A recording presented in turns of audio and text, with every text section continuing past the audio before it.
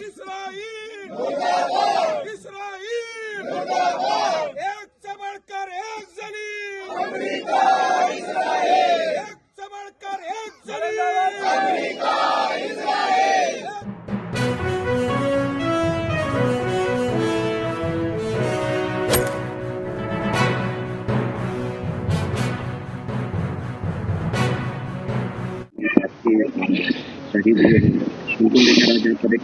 Programme کیا گیا سب جانتے ہیں۔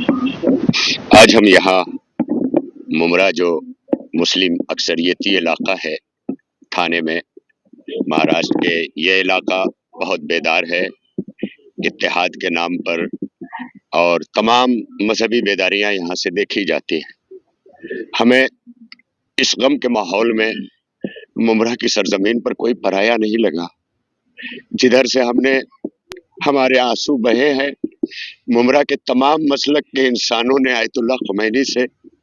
اپنی ہمدردی کا اظہار کیا ہے اور سب کا درد ظاہر ہوا ہے۔ آج آپ سب کو یہ بتانے کی ضرورت نہیں ہے کہ آج کم سے کم ہم شیعہ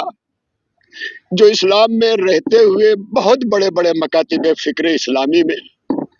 کافر کہے گئے، بہت طریقوں سے کہے گئے، آج بھی بہت ساری مسالک کی ویب سائٹس پر ہم کافر ہیں، اس کے باوجود بھی ہم یہ سوچتے رہے کہ ہم عالم اسلام تک یہ کیسے ثابت کریں۔ آیت اللہ خمینی کے انقلاب نے اور اس انقلاب کی رہبریت کرنے والے 40 برسوں سے آیت اللہ خامنائی نے پوری دنیا میں کم سے کم یہ ضرور ثابت کروایا کہ شیعت اسلام کا وہ اٹوٹ حصہ ہے کہ جو ہر مقام پر عالم اسلام کا درد لیے کھڑا رہتا ہے۔ ایران نے حکومت بن کر نہیں بلکہ پوری دنیا کے شیعت کا نمونہ بن کر اور عالم اسلام کے تمام فرقوں کا نمائندہ بن کر کے قیادت کی۔ ان کے لیے بھی بولے جنہوں نے نہیں تسلیم کیا، بے شک ان کے لیے بھی آواز اٹھاتے رہے جنہوں نے مسلمان نہیں مانا، لبوں پہ ہمیشہ مسکراہٹ بکھیرے وہ چھوٹی چھوٹی بچیاں جن کا قصور کیا تھا۔ یہ فقط امریکی بیس پر پڑنے والے میزائل جو 7 اسلامی ملکوں پہ گئے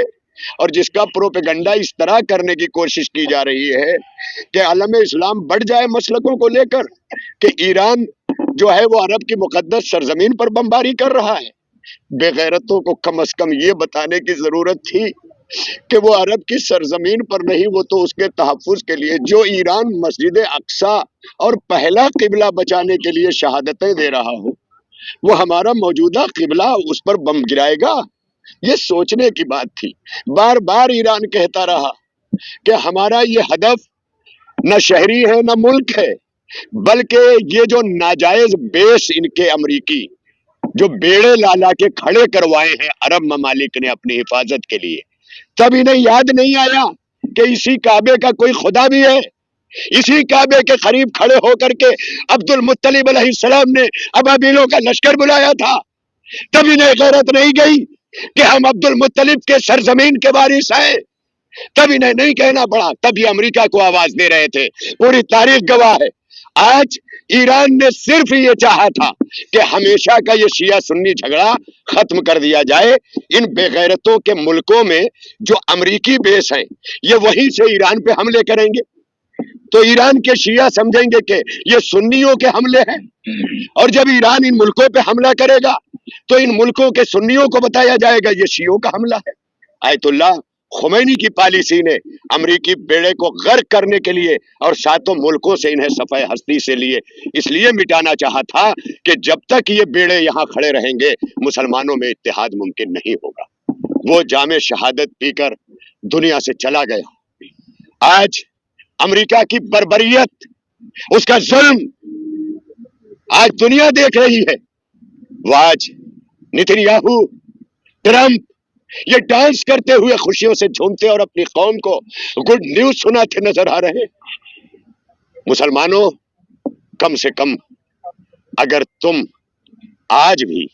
آیت اللہ خمینی اور خامنائی اور آیت اللہ سیستانی کے نعروں کے تحت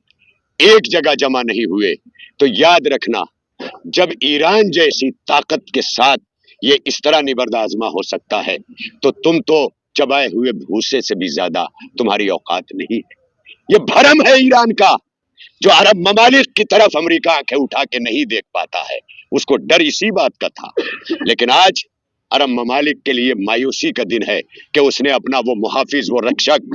وہ رکھوالا کھو دیا جو 86 برس کی عمر میں پورے عالم اسلام کے لیے چنگھاڑتا ہوا اور چڑھتا ہوا صفوں کو اس طرح سے فلسطین کو بچانے پہنچا، غزہ کو بچانے پہنچا، غزہ کے مظلوموں کو بچانے پہنچا کہ دنیا کی تاریخ اسے لکھتی رہے گی۔ آج ہم ممرہ میں شیعہ اثنا عشری ایجوکیشنل کمیٹی، قبرستان کمیٹی وادی حسنین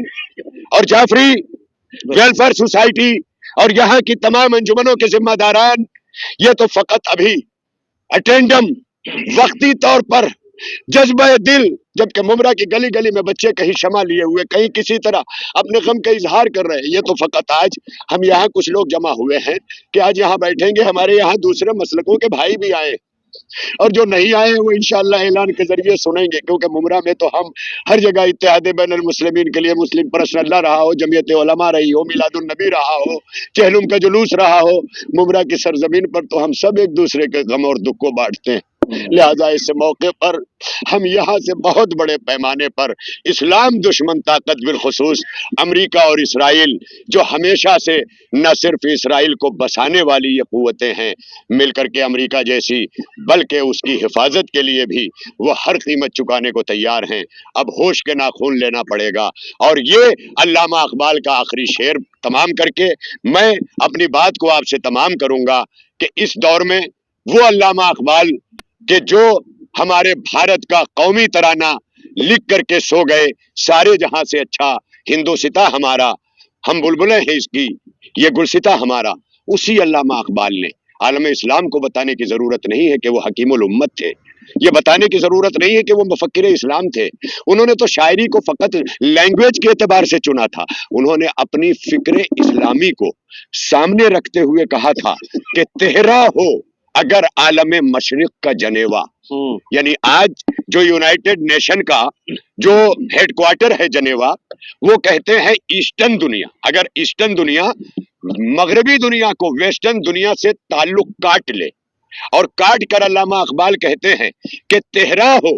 اگر عالم مشرق کا جنیوا، شاید کرۂ ارض کی تقدیر بدل جائے۔ آج آپ کیمرہ والوں کے مادھیم سے میں پوری دنیا کو علامہ اقبال کے اس شعر کی روشنی میں اور پورے جزیرہ نماء عرب کو اور گلف کے تمام حکمرانوں کو یہ بتاتا ہوں کہ تمہارے یہاں چاہے جتنے مقدس تبرکات ہوں، لیکن حکیم الامت علامہ اقبال کی نگاہ نے تہران کو چنا تھا۔ اور یاد رکھنا یہ تہران ہی ہوگا جو آج نہیں تو کل امریکہ کو بھی نابود کرے گا اور اسرائیل کو بھی نابود کرے گا۔